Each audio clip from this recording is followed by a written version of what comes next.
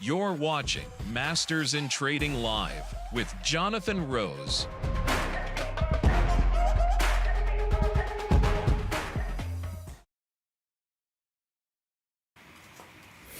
Hey everybody, it's Jonathan Rose and welcome to Masters in Trading Live. I've been trading for about 30 years now at some of the world's biggest exchanges in Chicago. The Chicago Mercantile Exchange, the Board of Trade, the Chicago Options Exchange. Now I get on each morning the market's open, 11 a.m. Eastern time, go over the market, share some thoughts. Once in a while we'll share our trade of the day. We always get on here 10 minutes early, say good morning to everybody in the chat. Roger Kendrick, Livy, Gregory, Rick, thank you all for joining. Saul, Denny, Janet. Today's going to be a little bit different. I have a handout for you. So in the chat, guys,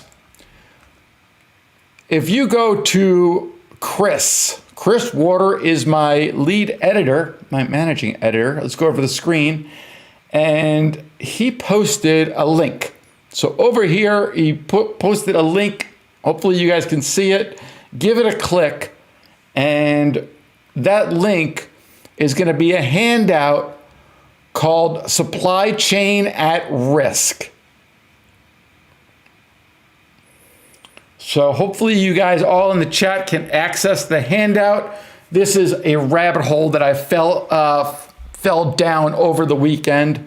I got a bunch of trade recommendations or ideas just from this, but I want to make sure that you guys can access this handout. Let me just check in the chat, guys. Can I just get a Y if you can access this handout, please? If you're watching this after the fact, I'll put this link in the description for the YouTube video. Okay? Oh, yes, got it. Awesome. Love that. Thank you.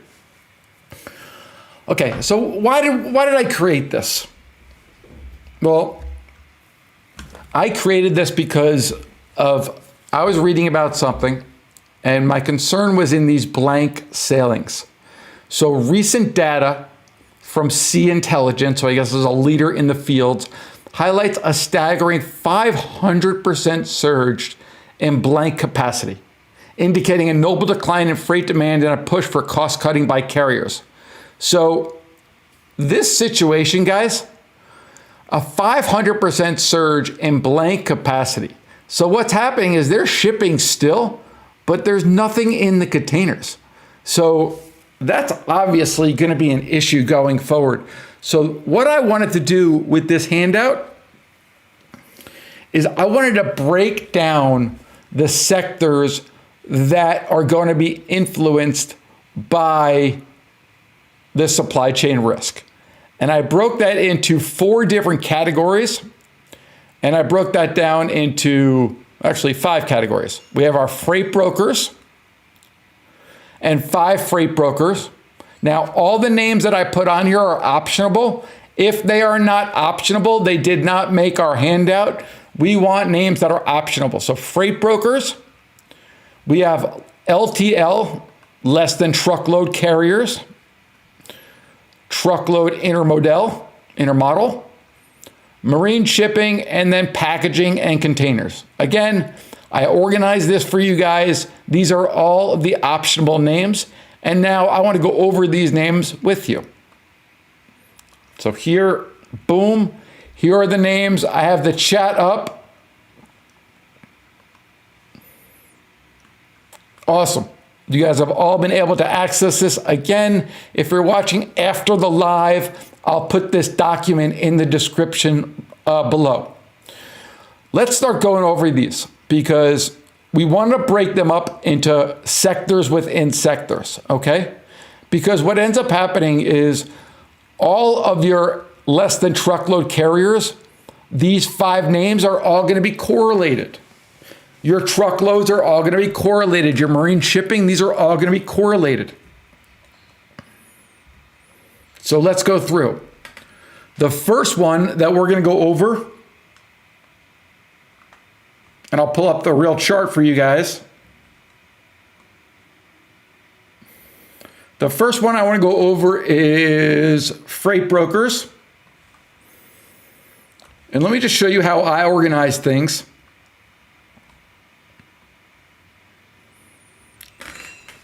Here's 3 of the freight brokers.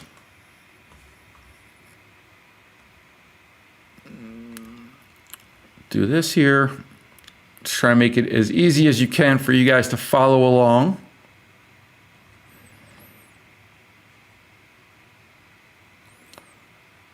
What do I want? I want style, and then I want a data box so you guys can see.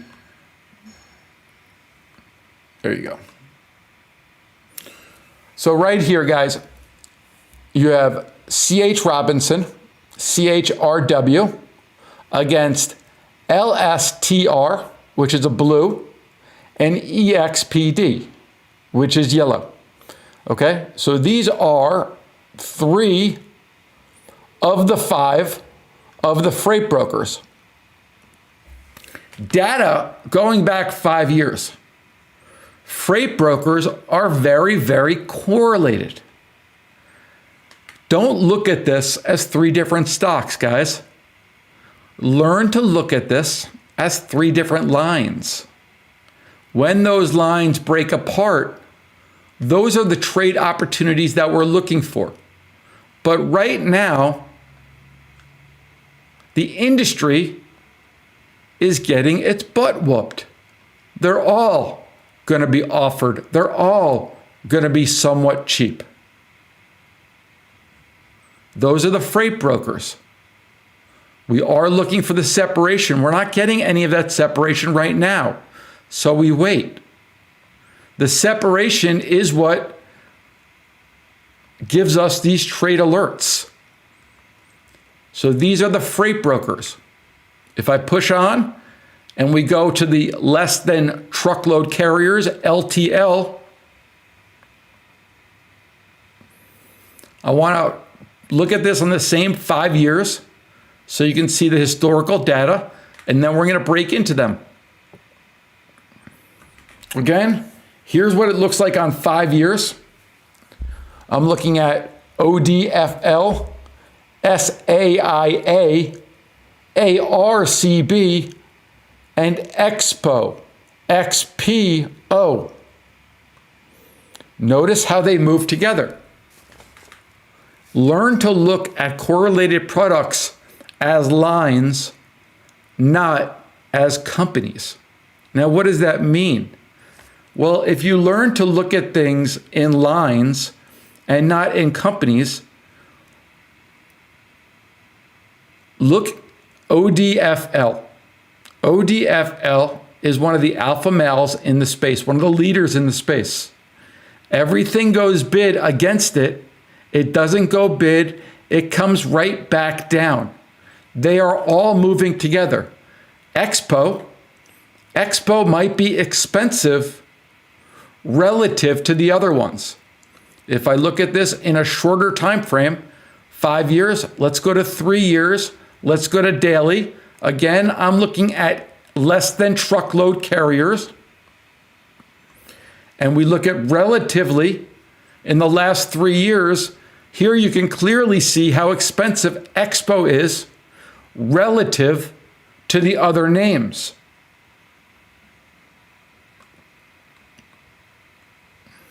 So here are freight brokers. Then you can look at less than truckloads. Again, when you do this analysis, guys, and we have our chat-only community for those in our membership, those who get trades from me throughout the week. In the community, guys, we are looking at freight brokers against freight brokers. LTL carriers against LTL carriers. That's what it looks like here. It looks like Expo is the most expensive. And then truckloads. You want to look at truckloads against the truckloads. So here,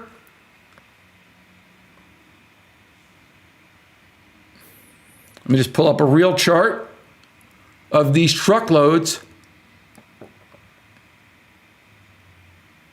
JR, truckload. And again, all I did was take the names that are in that document, right? But look, the takeaway that I want you to have is that look at them as lines. Stop looking at them as companies. Look at them as lines that are very, very correlated.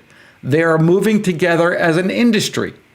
Sometimes, especially when I'm teaching traders, I want to take a step back and you look at a chart like this, and if I just asked you to get long what's relatively inexpensive and get short what's expensive, you look back on a chart and it's a much easier game to play, right?